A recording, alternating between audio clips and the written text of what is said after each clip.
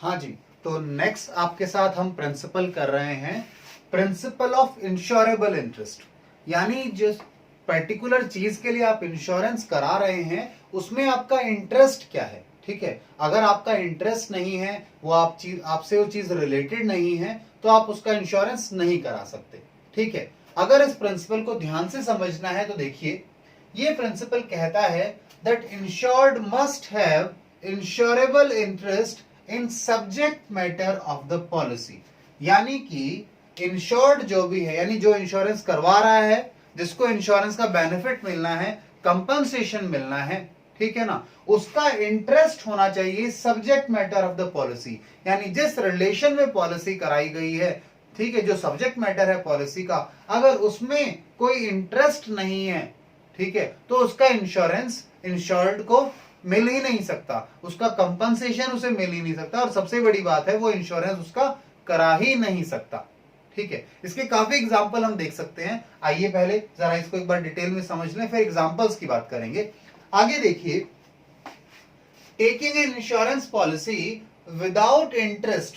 अगर आपने एक इंश्योरेंस पॉलिसी ले ली है, ठीक है, या लेने जा रहे हैं, जिसमें आपका कोई इंश्योरेबल इंटरेस्ट नहीं है, तो ये क्या है जी, ये गैम्बल है, ये एक फ्रॉड है।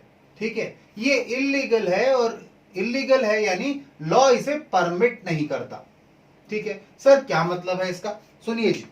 देखिए, अगर आप ऐसी चीज के लिए इंश्योरेंस करा रहे हैं, ऐसे सब्जेक्ट मैटर पर इंश्योरेंस करा रहे हैं जिसमें आपका कोई इंश्योरेबल इंटरेस्ट नहीं है, तो आप ये एक तरीके से क्या कर रहे हैं, आप गैम्बलिंग कर रहे हैं। लेट्स सपोज आपने किसी इंडिविजुअल की लाइफ के लिए इंश्योरेंस करा लिया।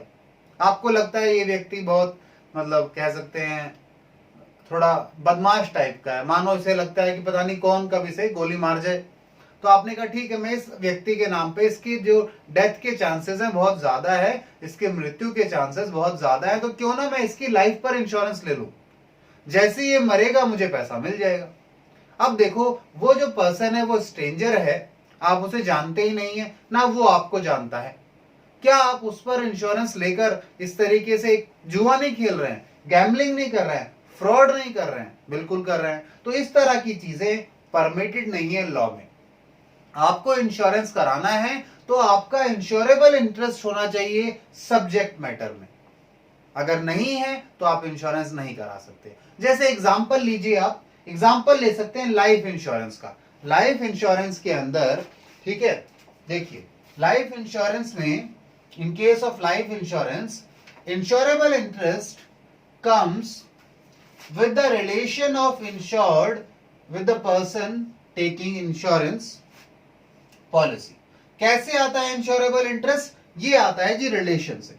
आपका क्या रिलेशन है, ठीक है, जो इंश्योरेंस पॉलिसी ले रहा है और इंश्योर्ड, अगर आपका रिलेशन है, ब्लड रिलेशन है, यानी आप हस्बैंड वाइफ के लिए इंश्योरेंस ले सकता है, वाइफ हस्बैंड के लिए ले सकते हैं, ये दोनों अपने बच्चों के लिए इंश्योरेंस पॉलिसी ले सकते हैं, कोई परेशानी नहीं है।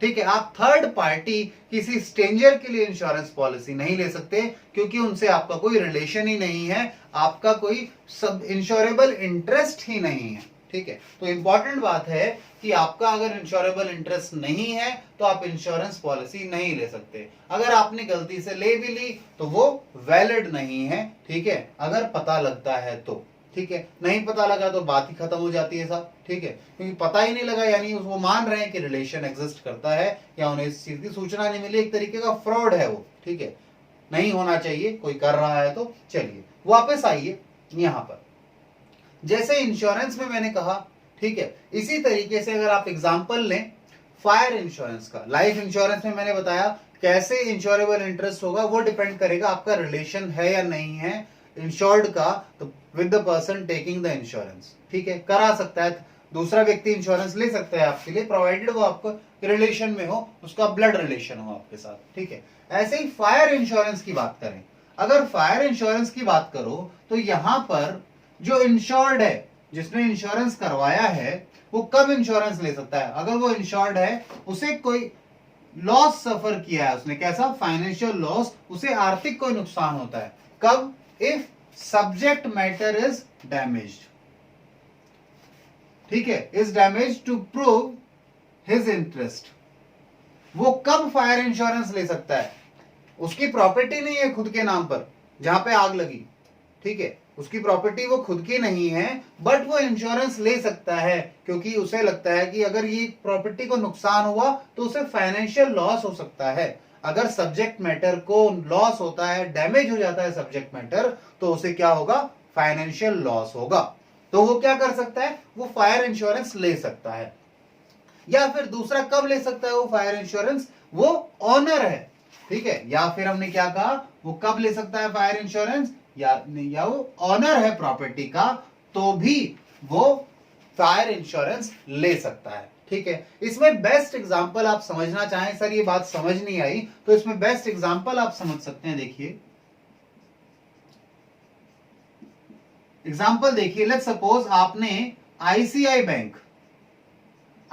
बैंक से एक लोन लिया, लोन अगेंस्ट प्रॉपर्टी, ठीक है, आईसीआई से लोन लिया गया है, loan against property bye mister x. यानी प्रॉपर्टी किसकी है? प्रॉपर्टी का ऑनर है मिस्टर एक्स, और आईसीआई ने क्या दिया है? आईसीआई ने लोन दिया है मिस्टर एक्स को अगेंस्ट हिज प्रॉपर्टी।